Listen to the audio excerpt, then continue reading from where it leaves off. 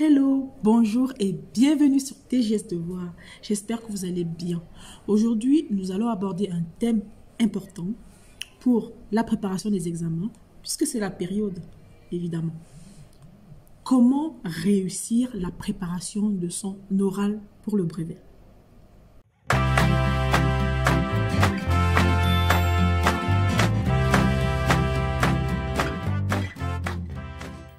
Si tu ne me connais pas, je suis Thémathieu Jocelyne, je suis professeure des collèges, coach scolaire.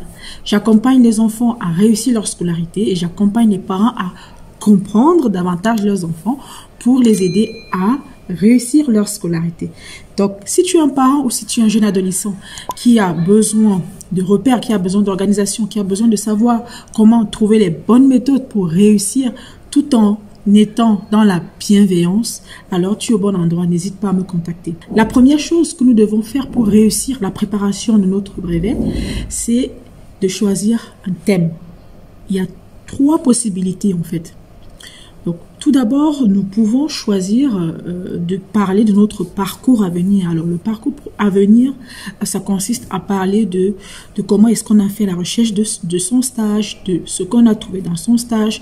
Est-ce que ça correspond à notre rêve professionnel? Est-ce que ça correspond à notre projet professionnel? En fait, c'est de parler un petit peu de comment on a pu trouver notre stage, ce qu'on y a fait, qu'est-ce qu'on en pense, de savoir comment ce stage-là a influencé notre décision dans notre projet professionnel. Vous pouvez aussi choisir un thème dans le cadre de l'histoire de l'art. Alors, l'histoire de l'art, c'est tout ce qui concerne l'évolution artistique, tout ce qui concerne les tableaux, tout ce qui concerne les textes littéraires, tout ce qui concerne le cinéma, en fait, toute l'histoire de l'art. Alors, vous pouvez choisir un thème aussi en fonction de ce que vous aimez bien. Alors, si vous aimez le foot, pourquoi pas parler d'un joueur professionnel, de l'évolution de sa carrière, de comment sa vie influence la vôtre, ou encore de comparer peut-être des époques footballistiques. Prenons un exemple. Ou encore, si vous aimez le cinéma, ça rentre tout à fait dans l'histoire de l'art. Vous voulez parler de l'évolution du cinéma d'une époque à une autre, ça c'est faisable. Mais il faut en parler avec le professeur principal qui va valider votre sujet. Une fois que vous avez choisi votre sujet, c'est très important, avant de faire quoi que ce soit, de déterminer la problématique. Quelle est la problématique? Quelle question tu te poses? À quelle question tu veux répondre lorsque tu te retrouves devant ta copie avec ce thème? Supposons qu'on a choisi de parler sur le thème du football. Vous serez d'accord avec moi que c'est un thème qui ravit beaucoup de jeunes. Suppose que tu as choisi de parler du football. Mais tu ne peux pas parler de football de manière générale parce que c'est un thème tellement vaste et vague. Alors, tu peux choisir de parler de l'évolution du foot d'une période à une autre. Ou alors de parler de l'évolution du foot allemand, on va dire. Ou parler d'un club allemand. Ça, c'est possible. Mais tu ne peux pas juste parler du club comme ça. Il faut se poser une question.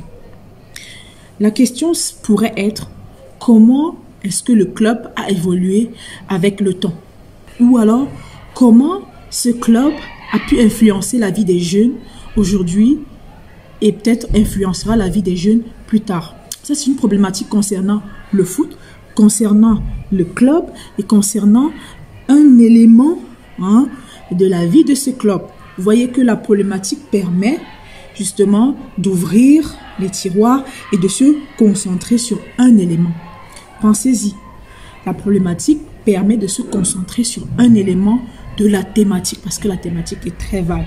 Une fois que la problématique est déterminée, maintenant vous faites un plan de travail.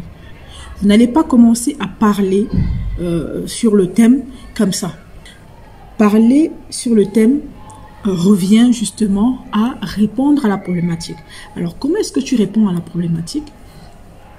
Tu pars toujours sur la question. On avait identifié une question. Comment le club influence la vie des jeunes aujourd'hui? Alors, est-ce que tu voudrais parler de l'influence du club sur plusieurs plans? On peut parler de l'influence du club sur le plan social, sur le plan économique, sur le plan virtuel.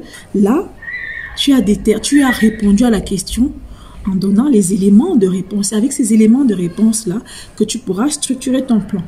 Alors, l'idéal, c'est de faire 3 parties. On peut faire plus, mais je vous conseille d'en faire 3 parties. L'influence sur la jeunesse sur le plan social.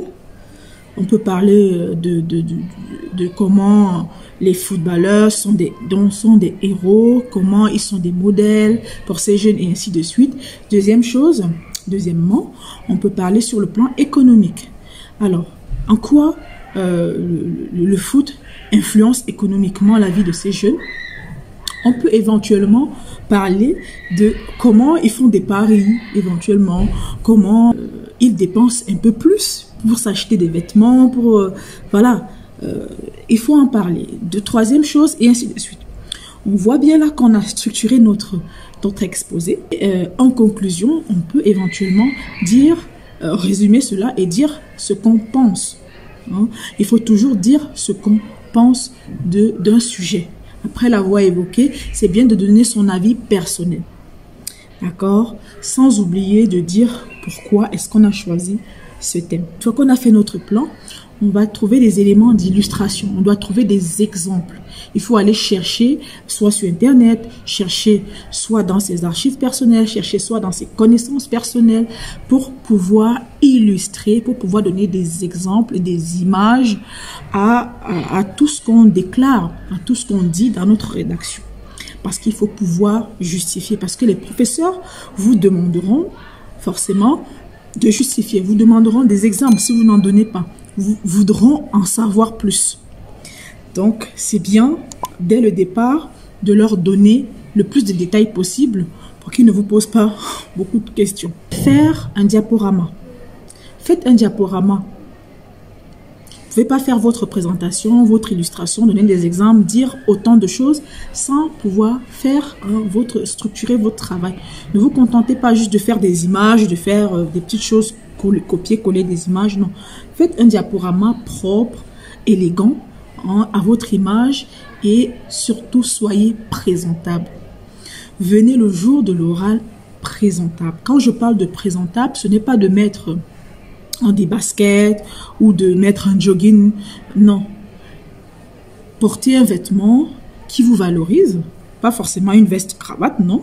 Mais un vêtement qui vous met en valeur et qui est suffisamment propre. S'entraîner. Entraîne-toi. Parce que si tu ne le fais pas, tu vas commencer à dire comme je fais là. S'il te plaît, entraîne-toi à la maison, même si c'est devant un miroir. Fais comme moi, mets-toi devant une caméra et parle. Entraîne-toi et ensuite vois ce que ça donne.